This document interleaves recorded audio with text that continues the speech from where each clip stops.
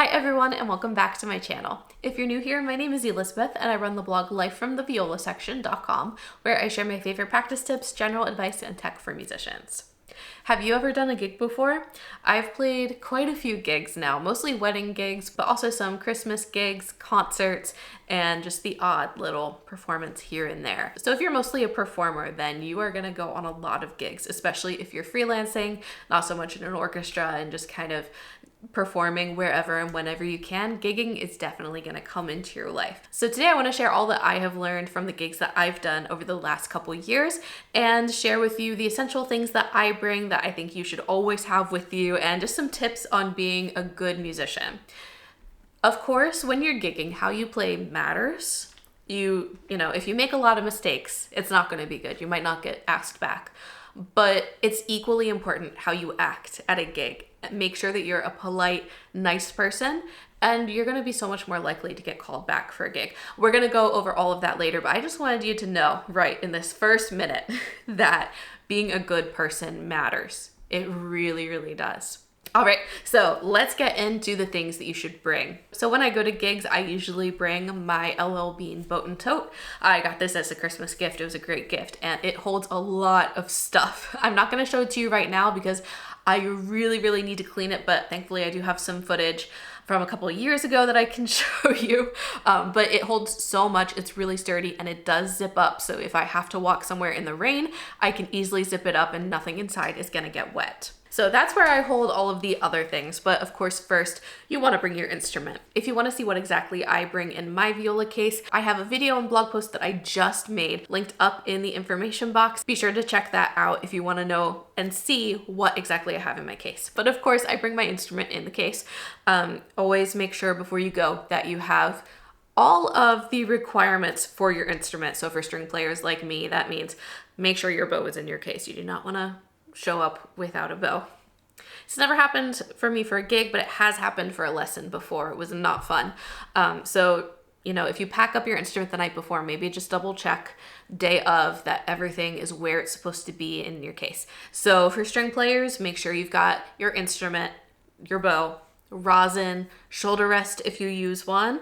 I like to have a cleaning cloth. If you're a lower strings player and you use a rock stop, make sure you've got that packed up. Make sure you've got a mute just in case any of the music calls for it. And a tuner or metronome. I always just use apps and those apps do not require internet. So I'm always just good with bringing my phone. But if you prefer to use a standalone tuner, make sure you've got that packed as well because of course, you want to make sure your instrument is in tune. If you play an instrument from a different family, then make sure that you have all of the components and all of your instrumental accessories packed up in your case. A bonus for string players, make sure you have extra strings because if you are gigging somewhere with unpredictable weather, like if you're performing outside and suddenly it gets very humid or very dry, or even if it starts to rain, or if you go from the heat outside into a very cold air-conditioned space, that can put stress on your strings. And there's always the possibility that you will break a string. Now, because I bring extra strings with me everywhere, I never have a broken string when I'm out.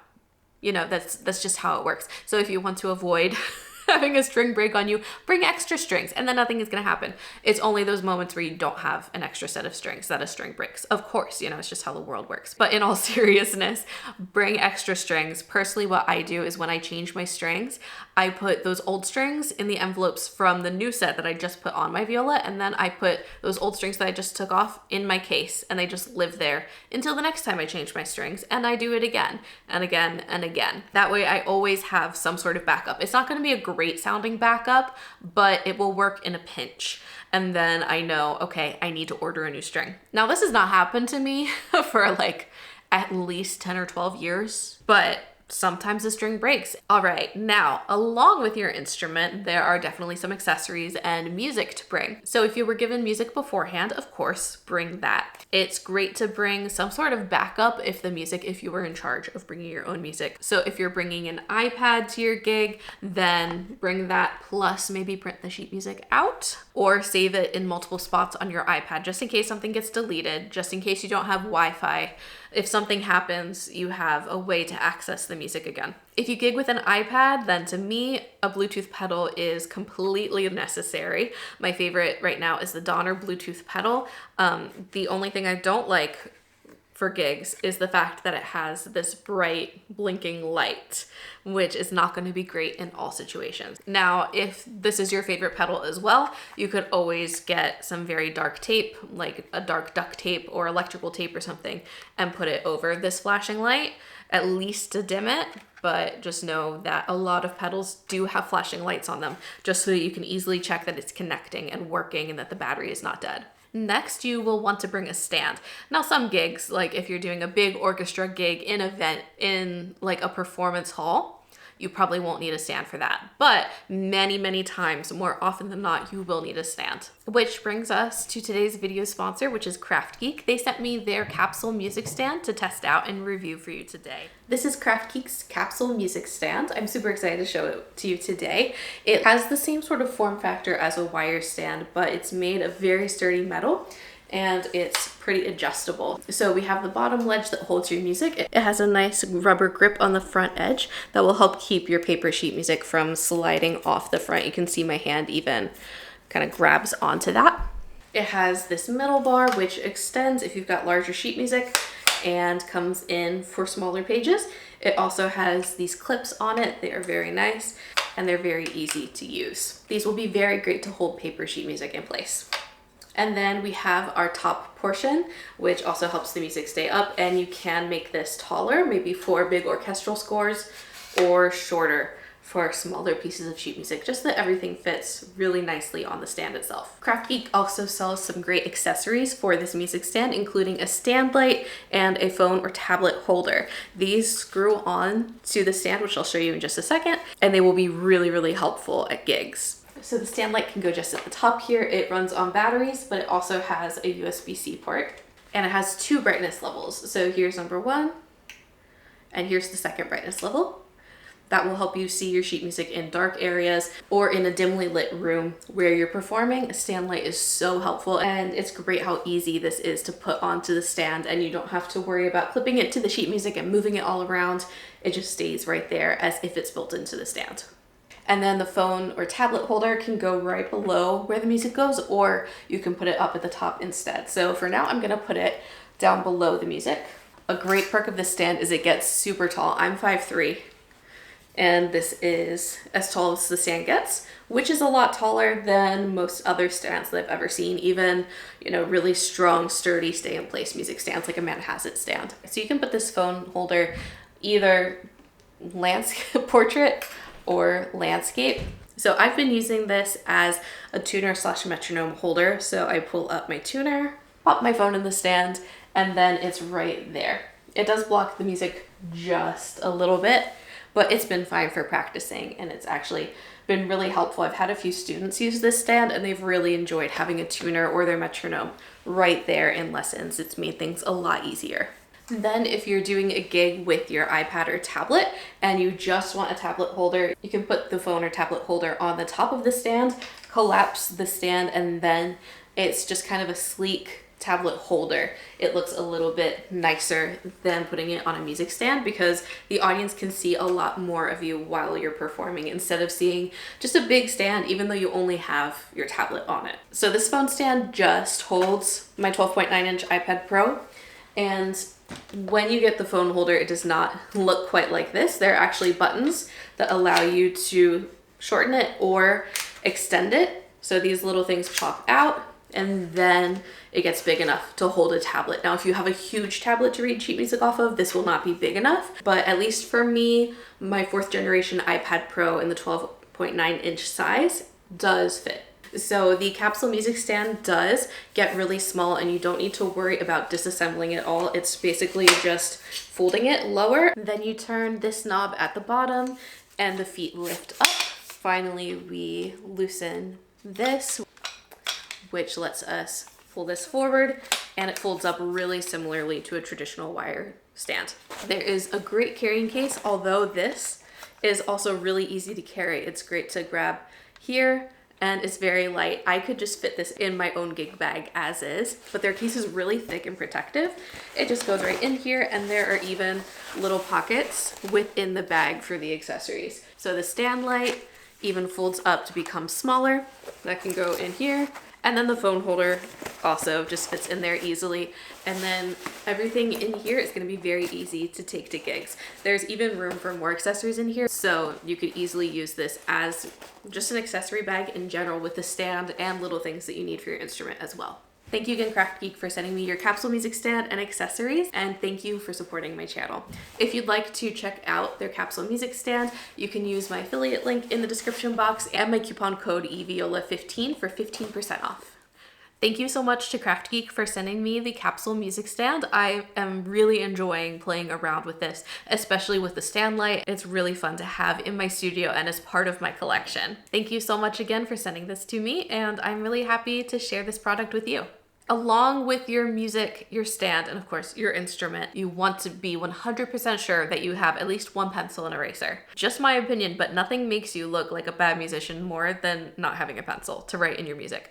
If you have an iPad and you're definitely using music on your iPad, then, you know, have whatever you use to write on that. But if you're using paper sheet music, or even if you think there's a possibility that you might use paper sheet music, bring a pencil.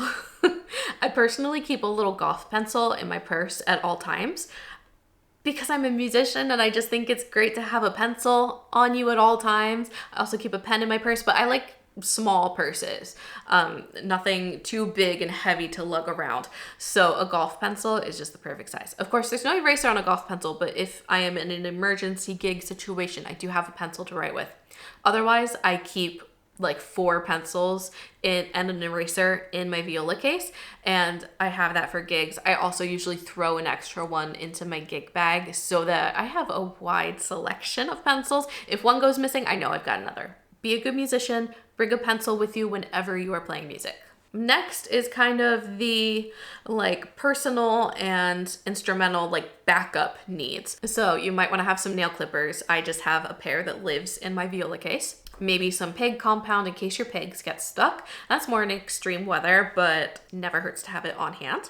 If you play a reed instrument, you might need backup tools for your reeds, backup reeds.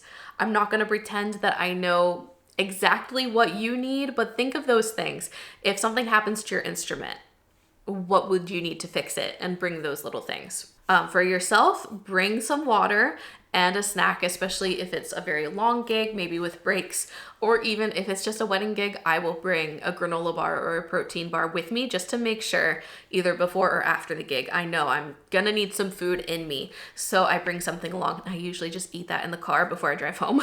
But, you know, be sure that you have enough water and that you have food in your system so that you can play reliably and be alert and focused and not have any bad personal emergencies. Of course, make sure that your outfit fits whatever dress code you were told for the performance. If that's all black, or, you know, if you need to cover your arms or your legs, make sure that those things are happening.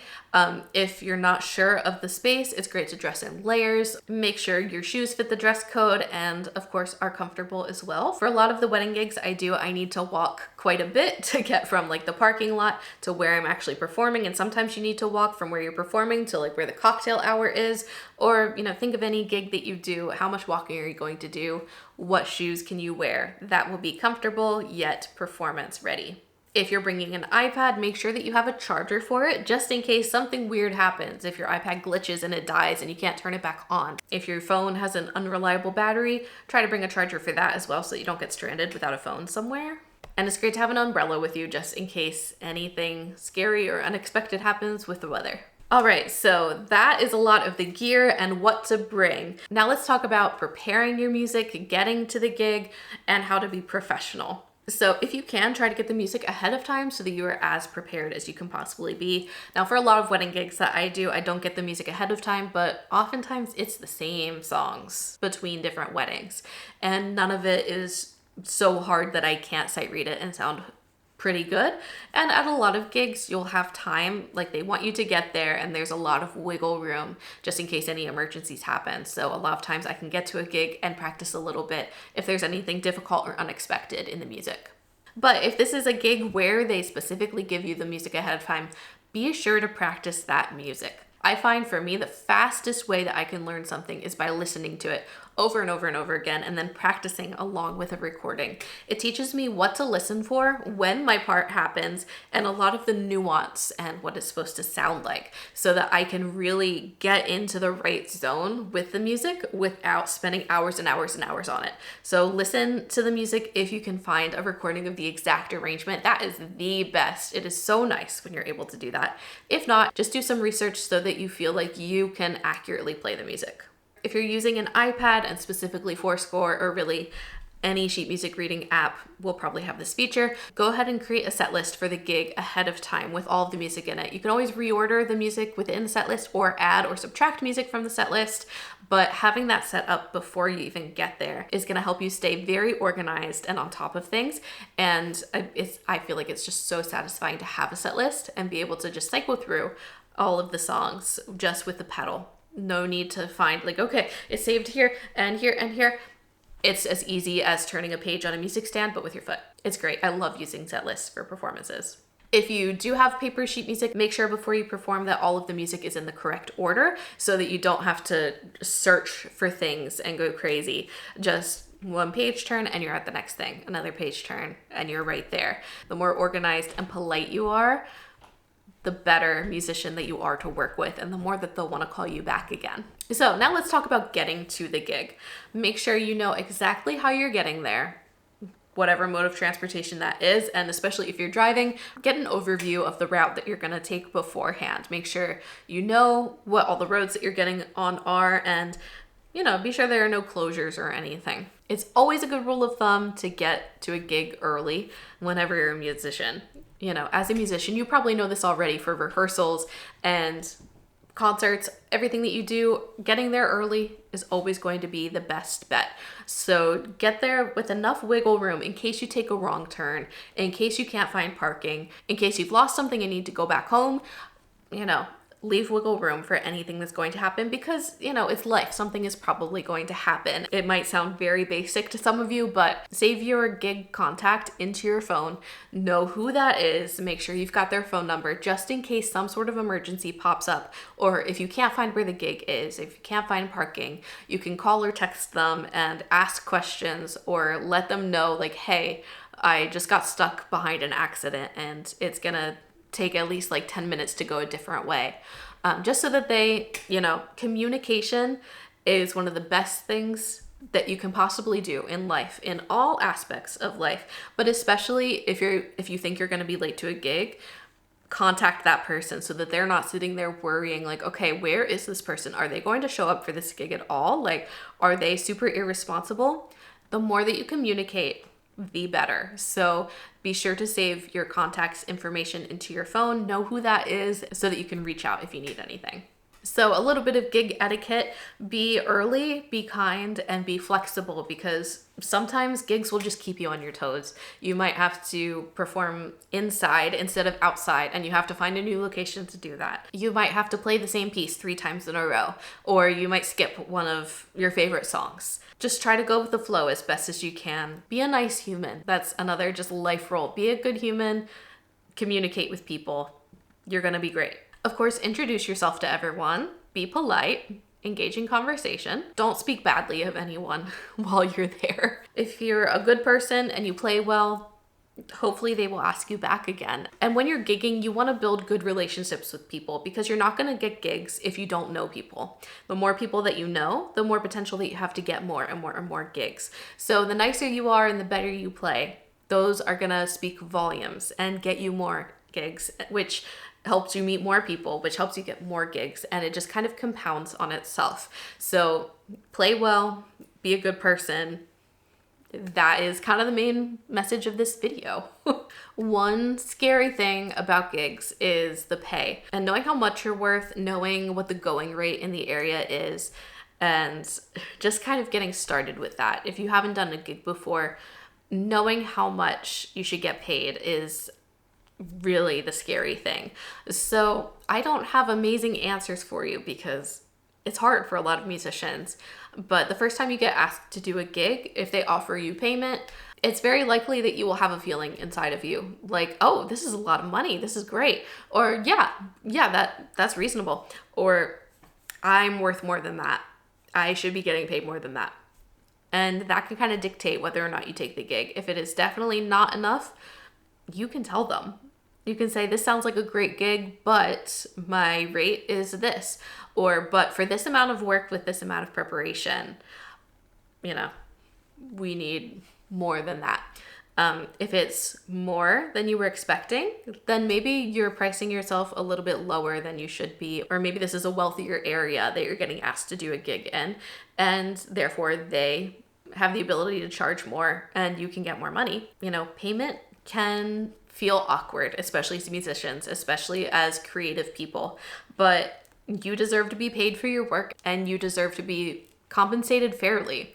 It is really great in any profession to talk to your peers and kind of compare how much you're making and make sure that everybody is in line with each other. If you are making $60 an hour, but if your friend is doing the same kind of work as you and they're getting paid $80 or $90 an hour, that's a big difference and you can be charging more. So be open and honest about pricing, how much you charge, how much you're getting paid, and be honest with your friends too, and make sure that everyone is getting paid fairly for their work. Because being a musician requires a lot of years of practice, a lot of years of experience, and oftentimes for a gig, you'll have to practice for that gig, and that is unpaid time. So make sure that you're getting paid fairly.